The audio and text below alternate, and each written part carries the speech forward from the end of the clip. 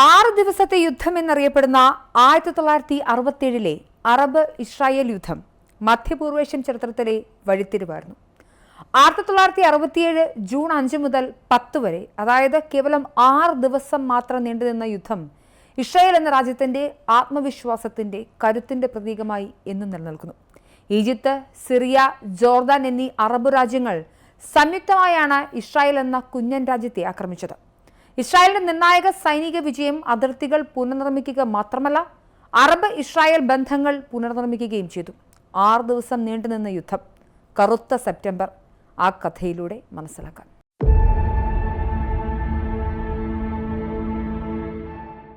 Black September എന്നറിയപ്പെടുന്ന രക്തരൂക്ഷിതമായ 1967 June 5 മുതൽ 10 വരെ നടന്ന 6 ദിവസത്തെ യുദ്ധം പശ്ചിമേഷ്യൻ ചരിത്രത്തിലെ നിർണായക സംഭവമായിരുന്നു. 1967 ജൂൺ 5-നും ജൂൺ 10-നും ഇടയിൽ നടന്ന 6 ദിവസത്തെ യുദ്ധം പെട്ടെന്നുള്ളൊരു സംഘർഷവുമായിരുന്നില്ല. ഇസ്രായേലും അറബ് രാജ്യങ്ങളും, പ്രധാനമായും ഈജിപ്ത്, സിറിയ, ജോർദാൻ തമ്മിലുള്ള വർദ്ധിച്ചു വന്നിരുന്ന പിരിമുറുക്കങ്ങളുടെയും അവിശ്വാസത്തിന്റെയും സൈനിക സംഘർഷങ്ങളുടെയും ഫലമായിരുന്നു അത്. അറബ് രാജ്യങ്ങളുടെ ഐക്യത്തിനും ഇസ്രായേലിന്റെ നാശത്തിനും വേണ്ടി വാദിച്ച Egypt president Gamal Abdel Nasser pan Arab ദേശീയതയുടെ പ്രതീകമായി മാറി. നാസർ കടുത്ത ജൂതവിരുദ്ധനായിരുന്നു. നാസറിന്റെ പ്രസംഗങ്ങൾ, പ്രാദേശിക സ്വാധീനം, സിറിയയുമായും ജോർദാനുമായുള്ള സഖ്യങ്ങൾ എന്നിവ ഇസ്രായേൽ മുൻകൂട്ടി കണ്ടിരുന്നു. സിറിയൻ ഇസ്രായേൽ ഏറ്റുമുട്ടലുകളും അതിർത്തി സംഘർഷങ്ങളും ഇസ്രായേൽ സിറിയൻ അതിർത്തിയിൽ, പ്രത്യേകിച്ച് ഗോലാൻ കുന്നുകൾക്ക് സമീപം ജലത്തിനു മേലുള്ള അവകാശത്തിനും കൃഷിഭൂമിക്ക് വേണ്ടിയുള്ള പതിവ് ഏറ്റുമുട്ടലുകൾക്കുമൊക്കെ കാരണമാകുന്നുണ്ട്. സിറിയ ഇസ്രായേലിനെതിരെ ഫലസ്തീൻ ഗറില്ല ആക്രമണം അഥവാ ഫിദായിൻ പിന്തുണച്ചു. ഇസ്രായേൽ വ്യോമാക്രമണങ്ങളോട് പ്രതികരിച്ചു. തുടർന്ന് ടിറാൻ കടലിടുക്ക് അടച്ചുപൂട്ടലാണ് പ്രശ്നത്തെ വഷളാക്കുന്നത്. 1967 മെയ് 22-ന് നാസർ ടിറാൻ കടലിടുക്ക് ഇസ്രായേലി കപ്പലുകൾക്ക് മുന്നിൽ അടച്ചുപൂട്ടി. ഏഷ്യയിലേക്ക് എണ്ണയും ഇസ്രായേലിന്റെ ഏക പ്രവേശന മാർഗവും ആയിരുന്നു ഇത്. കടലിടുക്കിന്മേലുള്ള ഏതൊരു ഉപരോധവും യുദ്ധ നടപടിയായി കണക്കാക്കുമെന്ന് ഇസ്രായേൽ മുന്നറിയിപ്പ് നൽകിയിരുന്നു. 1956 സൂയസ് പ്രതിസന്ധിക്ക് ശേഷം ഈജിപ്തിനും ഇസ്രായേലിനും ഇടയിലുള്ള ഒരു ബഫർ സോണായി UN സമാധാന സേനയെ സിനായ് ഉപദ്വീപിൽ വിന്യസിച്ചിരുന്നു. 1967 മെയ് മാസത്തിൽ നാസറിന്റെ അഭ്യർത്ഥന പ്രകാരം UN സേന പിൻവാങ്ങുന്നുണ്ട്. ഈജിപ്ഷ്യൻ സൈനികർക്ക് സ്വതന്ത്രമായി നീങ്ങാനും ഇസ്രായേൽ അതിർത്തിയിൽ തമ്പടിക്കാനും ഇത് കാരണമായി. ഈജിപ്ത് 100,000 സൈനികരെയും 1000 ടാങ്കുകളെയും സിനായ് ഉപദ്വീപിൽ വിന്യസിച്ചു. മെയ് 30-ന് ജോർദാൻ ഈജിപ്തുമായി ഒരു പരസ്പര പ്രതിരോധ കരാറിൽ ഒപ്പുവെച്ചു. ഇറാഖും സിറിയയും സൈന്യത്തെ അണിനിർത്തി. 3 മുന്നണികളിൽ ശത്രു സൈന്യവും ഇസ്രായേലിനെ നശിപ്പിക്കാനുള്ള അറബ് റേഡിയോ ബ്രോഡ്കാസ്റ്റിംഗ് ആഹ്വാനങ്ങളും നടത്തി. യുദ്ധം ആസന്നമായതോടെ ഇസ്രായേൽ ഈജിപ്ഷ്യൻ വ്യോമതാവളങ്ങൾക്കെതിരെ ഒരു പ്രീ എംപ്റ്റീവ് ആക്രമണം നടത്തി. അതായത് 1967 ജൂൺ 5-ന് രാവിലെ ഈജിപ്തിന്റെ വ്യോമസേനയ്ക്കെതിരെ നടത്തിയ മുൻകൂർ വ്യോമാക്രമണം ഓപ്പറേഷൻ ഫോക്കസ് എന്ന് അറിയപ്പെട്ടു. ഏതാനും മണിക്കൂറുകൾക്കുള്ളിൽ ഈജിപ്തിന്റെ വ്യോമശക്തിയുടെ ഏകദേശം 90% നശിപ്പിക്കപ്പെട്ടു. വ്യോമ പിന്തുണയില്ലാതെ സിനായ് മുന്നണിയിലെ ഈജിപ്ഷ്യൻ സേന ദുർബലരായി. ഇസ്രായേലി പ്രതിരോധ സേന മാസങ്ങളോളം ശത്രു താവളങ്ങൾ, വ്യോമ താവളങ്ങൾ, സൈനിക നീക്കങ്ങൾ എന്നിവ സൂക്ഷ്മമായി പഠിച്ചിരുന്നു. അറബ് സൈനിക ബലഹീനതകളെക്കുറിച്ച്, അവരുടെ മോശം ആശയവിനിമയത്തെക്കുറിച്ച്, ഈജിപ്ത്, ജോർദാൻ, സിറിയ എന്നിവ തമ്മിലുള്ള ആ രാഷ്ട്രങ്ങൾ തമ്മിലുള്ള ഏകോപനമില്ലായ്മ എന്നിവയെക്കുറിച്ച് ഇസ്രായേലി കമാൻഡർമാർക്ക് ആഴത്തിലുള്ള ധാരണയുണ്ടായിരുന്നു. അറബ് സൈന്യങ്ങളുടെ മന്ദഗതിയിലുള്ളതായ തന്ത്രങ്ങൾക്ക് വിരുദ്ധമായി ഇസ്രായേലിന്റെ യുദ്ധ ആസൂത്രണം, അവരുടെ വേഗത എന്നിവയ്ക്ക് വ്യക്തമായ ആധിപത്യം ആദ്യ ദിവസം തന്നെ നൽകി.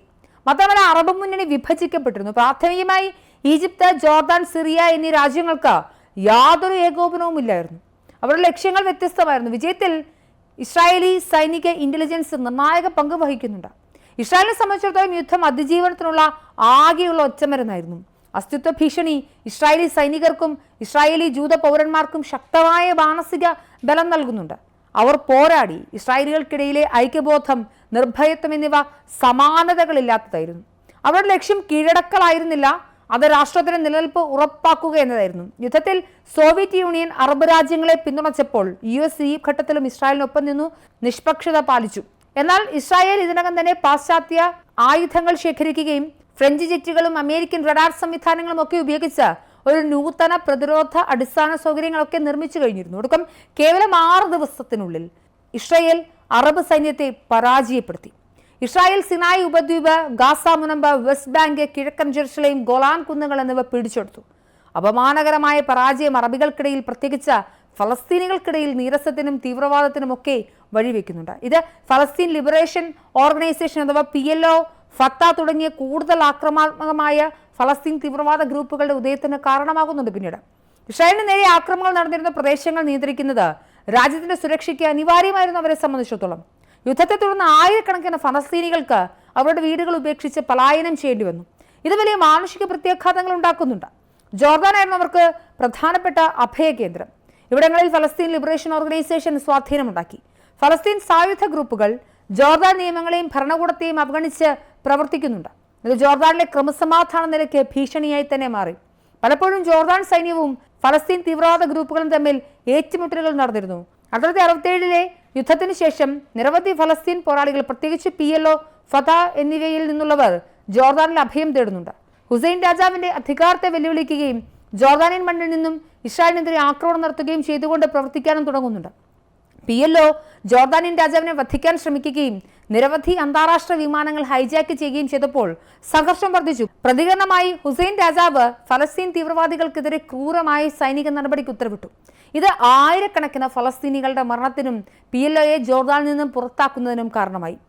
ജോർദാനിയൻ സേനയും ഫലസ്തീൻ പോരാളികളും തമ്മിലുള്ള ഈ അക്രമാസക്തമായ സംഘർഷമാണ് പിന്നീട് ബ്ലാക്ക് സെപ്റ്റംബർ എന്ന് അറിയപ്പെട്ടത്. 1972 മ്യൂണിക് ഒളിമ്പിക്സ് കൂട്ടക്കൊല നടത്തിയ സംഘം പിന്നീട് ഈ രക്തരൂക്ഷിതമായ സംഭവത്തിന്റെ ഓർമ്മയ്ക്കായി അതേ പേര് സ്വീകരിക്കുകയായിരുന്നു, കറുത്ത സെപ്റ്റംബർ. കറുത്ത സെപ്റ്റംബർ ജോർദാൻ ഫലസ്തീൻ ബന്ധത്തിൽ വലിയൊരു വിള്ളലുണ്ടാക്കി. ഇത് ഫലസ്തീൻ പ്രശ്നത്തിന്റെ സങ്കീർണത വർദ്ധിപ്പിക്കുകയും മിഡിൽ ഈസ്റ്റിലെ രാഷ്ട്രീയ സാഹചര്യങ്ങളിൽ ദൂരവ്യാപകമായ പ്രത്യാഘാതങ്ങൾ ഉണ്ടാക്കുകയും ചെയ്തു. ആകത്തുകയിൽ 1967 യുദ്ധം ഇസ്രായേലിന് ഒരു സൈനിക വിജയമാർന്നെങ്കിലും ഈ തീവ്രവാദ കൂട്ടങ്ങൾ ഇസ്രായേലിന് തലവേദനയായി മാറിയതാണ് പിന്നീടുള്ള ചരിത്രം.